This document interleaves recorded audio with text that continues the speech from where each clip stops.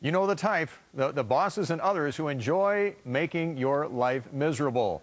But while they might be bad for morale in the workplace, the question we're asking is, are workplace bullies or jerks or even worse names that can be mentioned, are they good or bad for business? Some expert insight now from two leading psychologists and executive coaches, Ben Datner, who's a professor at NYU, and Dan Fisher with Fisher Rock Consulting. Good to see you both. Thanks for joining us today. Good to be here. Thank you, Bill.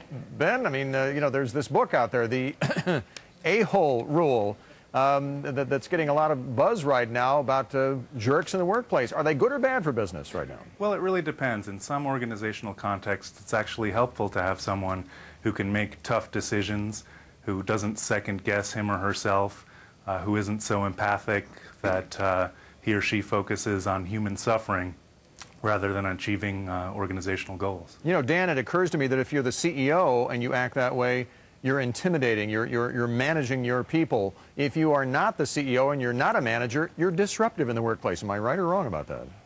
I think it actually is true in both cases. I think the CEO is oftentimes able to get away with that behavior because he's not reporting to anyone except the board. But for the managers, ideally in the organizations now with the performance management systems that they have, they'll be flagged as being fairly disruptive, and that type of behavior will lead to disengagement on the part of their employees and lower productivity. Ben, I saw your body psychology change. You agree or not? I would agree. Again, it really is contextually dependent. Right, right. As an executive coach and industrial psychologist, Dan and I are often called upon on behalf of our clients to select people, and sometimes you look, is this person going to be so obnoxious that he or she can't collaborate on a team? But sometimes you also find that this person isn't going to be able to be tough enough to push through new initiatives. Can either of you think of successful CEOs who do manage by intimidation? I mean, we're not trying to call them jerks per se, but they have used this intimidation factor to successfully manage a business. Dan, you first.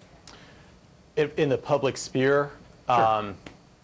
you know, we have a company policy of not commenting on potential employees, but I think, you know, Probably a good idea, but right. Go ahead anyway. One person that comes to mind as not necessarily being intimidating, but being, you know, a strong visionary who's very influential and pushes ideas on his people is Steve Jobs at Apple, who has had a lot of success over the years.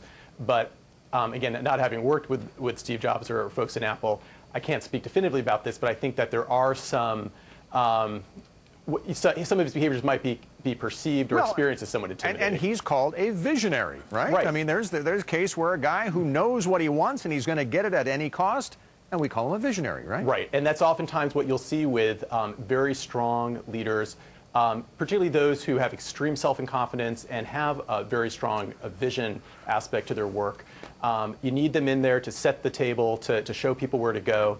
But oftentimes, if they're not able to balance out that vision and their influencing style with some of their other critical aspects of leadership, they may be perceived as intimidating to their people. What about you?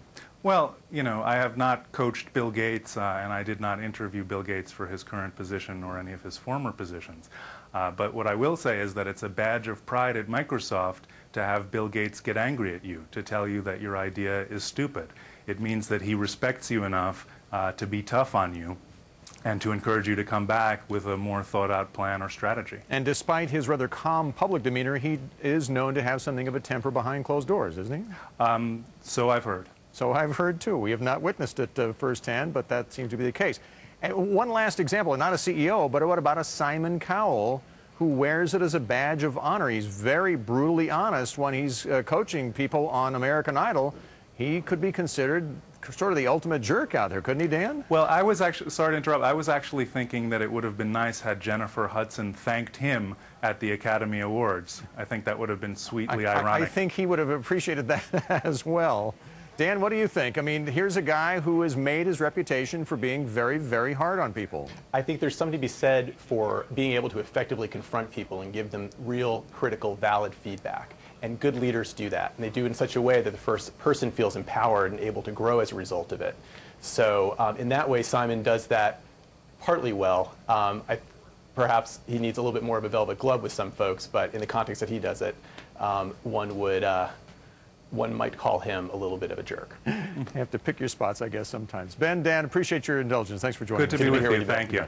Now to our question of the day, which happens to be, are jerks in the workplace good or bad for business? Give us your thoughts by going to CNBC.com. Here are some of the responses we have received so far today. John in New York says, unproductive in the long run, lowers morale, increases turnover. Man of few words gets to the point. Frank in Texas says, I think jerks are a good thing. You can never get rid of them, and the coworkers need someone to focus all your hate of work here.